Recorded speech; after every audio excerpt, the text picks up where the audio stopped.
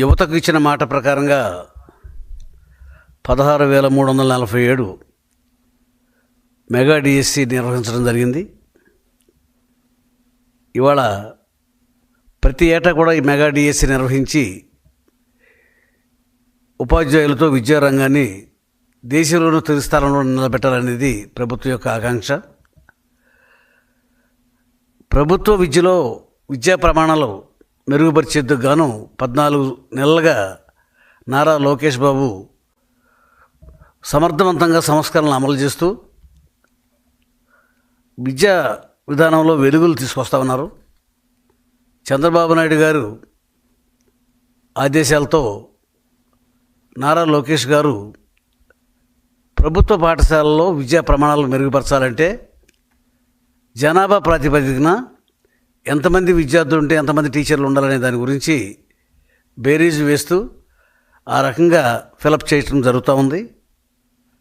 గత జగన్మోహన్ రెడ్డి పరిపాలనలో mega DSC పోస్టులు నిర్వహిస్తారని చెప్పి ప్రజలకు హామీ ఇచ్చి ఒక్క పోస్టు కూడా ఫిలప్ చేయకుండా తన 5 సంవత్సరాల పరిపాలనలో డిఎస్సిని నిర్లక్ష్యం చేసి విద్యా ప్రమాణాలు పూర్తిగా పడిపోయేలాగా రాష్ట్రంలో ప్రభుత్వ పాఠశాలలో చదవాలంటే కూడా మరి విద్యార్థులకి సరైన టీచర్లు లేరు అనే ఒక భావన కలిగి విద్యా ప్రమాణాలు కూడా తగ్గిపోయినాయి. ఇవాళ చంద్రబాబు నాయుడు గారు 14 సంవత్సరాల ముఖ్యమంత్రి పరిపాలనలో ఆయన ఎప్పుడైనా చేయని 14 సంవత్సరాల పాటు ఆయన ముఖ్యమంత్రిగా కొనసాగారు. ఆయన 13 సార్లు మెగా డిఎస్సి నిర్వహించడం జరిగింది. ఆ 13 సార్లు మెగా డిఎస్సిలో 196,000 మంది టీచర్ ఉద్యోగాలను భర్తీ చేయడం జరిగింది. ఇవాళ ఏటా టీచర్స్ రిటైర్ అయిపోతూ ఉంటారు. విద్యార్థులకు పాఠాలు చెప్పాలి అంటే మళ్ళీ టీచర్స్ నియామకం చేసుకోవాలి. ఇవాళ రోజున ప్రభుత్వం దగ్గర చిత్తశుద్ధి లేక విద్యా ప్రమాణాల మీద అవగాహన లేక జగన్మోహన్ రెడ్డి విద్యా వ్యవస్థ అంతా కూడా నాశనం చేశాడు. నారా లోకేష్ గారు తను ఏ పనైనా కూడా న్యాయం చేయాలనే సంకల్పంతో అతను విద్యా మంత్రిగా, ఐటీ శాఖ మంత్రిగా విద్యా వ్యవస్థని మెరుగుపరచాలి, టీచర్స్ లోటు ఉండడానికి వీల్లేదు. ఎందుకంటే విద్యార్థులకి సంఖ్యా ప్రకారంగా ఆ రేషియో ప్రకారంగా టీచర్స్ కూడా ఉండాలి. విద్యార్థులు ఎక్కువై టీచర్స్ తక్కువైతే విద్యను ఎవరు చెప్పగలుగుతారు? మరి నారా లోకేష్ గారు చదువుకోవటం వల్ల, విదేశాల్లో విద్యను అభ్యసించడం వల్ల విద్యా ప్రమాణాల మీద అతనికి అవగాహన ఉంది. ఆయన వ్యవస్థను మెరుగుపరుచుకుంటూ వస్తున్నాడు. ఇది ఏటా కూడా నిర్వహించడం జరుగుద్ది. ఈ సంవత్సరం 16,347 మంది టీచర్స్ నియామకం జరిగింది. ఇట్లా ప్రతి సంవత్సరం కూడా నియామకాలు జరుగుతూ ఉంటాయి.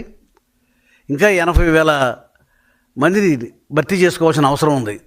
ఏటా ఈ డిఎస్సి నిర్వహణ చేస్తూ మరి టీచర్స్ని ఇవాళ రోజున విద్యా ప్రమాణాలని మెరుగుపరచడం అంటే టీచర్స్కి ట్రైనింగ్ సెంటర్స్ కూడా ఇచ్చి వాళ్ళ కోచింగ్ ఇచ్చి వాళ్ళు ఎలా విద్యార్థులకు బోధించాలి, దాన్ని ఎలా ఒక విద్యార్థుల్ని ప్రతిభావంతులుగా తయారు చేయాలనే దాని మీద సెపరేట్గా కోర్సులు నిర్వహించి ఉపాధ్యాయులకి తర్ఫీదు ఇచ్చి ఒక మెరుగైన విద్యా వ్యవస్థను రూపొందిస్తూ ఉన్నారు.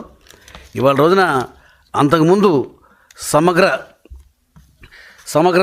శిక్షా సొసైటీ ఆధ్వర్యంలో కస్తూర్బా గాంధీ బాలిక విద్యాలయాల్లో ఖాళీగా ఉన్న 729 నాన్ టీచింగ్ స్టాఫ్ను భర్తీ చేయడం చేసింది.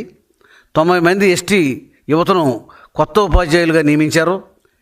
700 మంది కోయభారతి టీచర్ పోస్టులను భర్తీ చేశాం.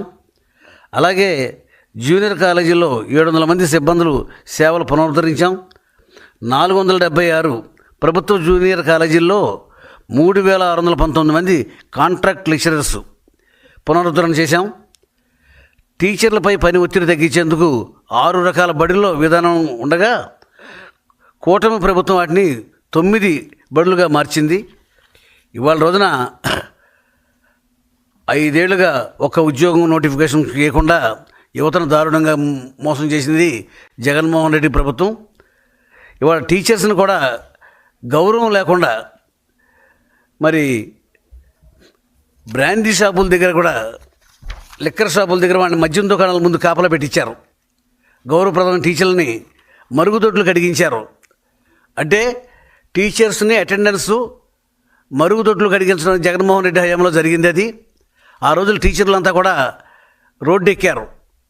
టీచర్లను అగౌరవంగా చూడండి, ఎన్నికల విధుల నుంచి కావాలని తప్పించే ప్రయత్నానికి పూనుకున్నారు. మరి వాళ్ళ రోజున మధ్యాహ్నం భోజన పథకం, మరి నాడు నేడు పనులు బాధ్యతలను అప్పగించారు. ఫోటోలు తీసి యాప్ల్లో అప్లోడ్ చేయాలని నిబంధనలు పెట్టి టీచర్స్ని ఇబ్బంది పెట్టారు. మరి ఈ రోజున కోడిగుడ్లను గుత్తేదారు సకాలంలో బడికి సరఫరా చేయకపోతే గుడ్డు పెట్టలేదని ప్రధాన అభ్యర్థులకు షోకాస్ నోటీస్ ఇచ్చారు. ఈ రకంగా చెప్పుకుంటా పోతే జగన్మోహన్ రెడ్డి హయాంలో మన విద్యా వ్యవస్థ అంతా కూడా దిగజారిపోయింది. మరి ఇటువంటి ఈ రోజున కూడా ఈ 16,000 పోస్టులని భర్తీ చేయడానికి ప్రభుత్వం మీద 24 కేసులు వేయించారు. 24 కేసులను కూడా తట్టుకుని మెగా డిఎస్సి ప్రక్రియను పూర్తి చేయటం అంటే ఎన్నో లీగల్ మ్యాటర్స్ని తట్టుకోవాల్సి వచ్చింది.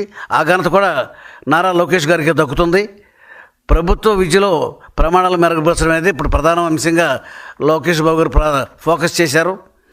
లోకేష్ బాబు గారు గతంలో కూడా తను ఏ మంత్రిగా ఉన్నా కూడా ఆ మంత్రి పదవికి న్యాయం చేయాలనే దాంట్లో చిత్తశుద్ధితో కట్టుబడి ఉంటారు. మరి ఆ రోజులో ఆయన పంచాయతీరాజ్ శాఖ మంత్రిగా ఉండగా ప్రతి పంచాయతీకి కూడాను ప్రతి ఇంటికి కూడా ట్రీట్ చేసినటువంటి వాటర్ సప్లై ఇస్తానని చెప్పి ఆయన ప్రణాళికలు సిద్ధం చేశారు. ఇవాళ రోజున విద్యా వ్యవస్థకి ఆయన మంత్రిగా ఉండటం అనేది ఖచ్చితంగా రాష్ట్రంలో మన విద్యా వ్యవస్థని మెరుగుపరుస్తారు. ప్రభుత్వ పాఠశాలల్లో విద్యార్థుల యొక్క శాతం, అక్కడ చదువుకునే వాళ్ళ శాతాన్ని మెరుగుపరచడం జరుగుతుంది. ఇవాళ చాలామంది ఎక్కువ ఫీజులు కట్టలేక చాలా ఇబ్బందులు పడుతూ ఉన్నారు. వారందరికీ కూడా ప్రభుత్వ పాఠశాలలో అయితే ఫీజులు లేకుండా చక్కగా వాళ్ళు చదువుకునే అవకాశం ఉంది. ఇవాళ రోజున ఆర్థికంగా నలిగిపోతున్న పేదవారికి ఇవాళ మనం తల్లికి వందనం ద్వారా వాళ్ళందరికీ కూడా 15,000 రూపాయలు ఫీజులు ఇవ్వడం వల్ల రాష్ట్రంలో ఉన్న ప్రతి విద్యార్థి, ప్రతి యువకుడు కూడా చదువుకోవాలనేది ఈ ప్రభుత్వం యొక్క ముఖ్య లక్షణం. ఇవాళ డిగ్రీ చదువుకుంటే రీఎంబర్స్మెంట్ ఇస్తూ ఉన్నారు. అదే తల్లికి వందనం ద్వారా ఇంట్లో ఎంతమంది ఉంటే అంతమందికి 15,000 రూపాయలు ప్రతి మనిషికి కూడా ఇచ్చి, ఎంతమంది పిల్లలు ఉంటే అంతమందికి కూడా ఇచ్చి ఆ పిల్లలు చదువుకునే అవకాశం కల్పిస్తూ ఉన్నారు. ఇవాళ తెలుగుదేశం పార్టీ యువతని పెడదారి పట్టకుండా వారందరినీ కూడా విద్యావంతులుగా తయారు చేసి భావి భారత పౌరులుగా తీర్చిదిద్దాలనేదే చంద్రబాబు నాయుడు గారు, లోకేష్ గారి యొక్క ముఖ్య ఉద్దేశం. ఈ కూటమి ప్రభుత్వం కట్టుబడి ఉంది.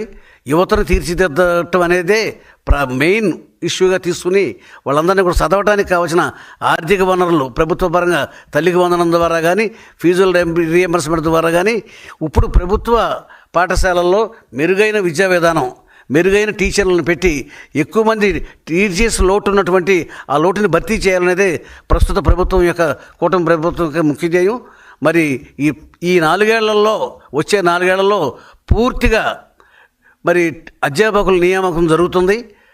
టీచర్స్ లోటు లేకుండా బ్రహ్మాండమైన టీచింగ్ లెవెల్స్ పెంచి భవిష్యత్తులో ప్రైవేటు పాఠశాలలో కంటే ప్రభుత్వ పాఠశాలలోనే చేరడానికి విద్యార్థులు మొగ్గు చూపుతారని ఖచ్చితంగా మనం నమ్మొచ్చు.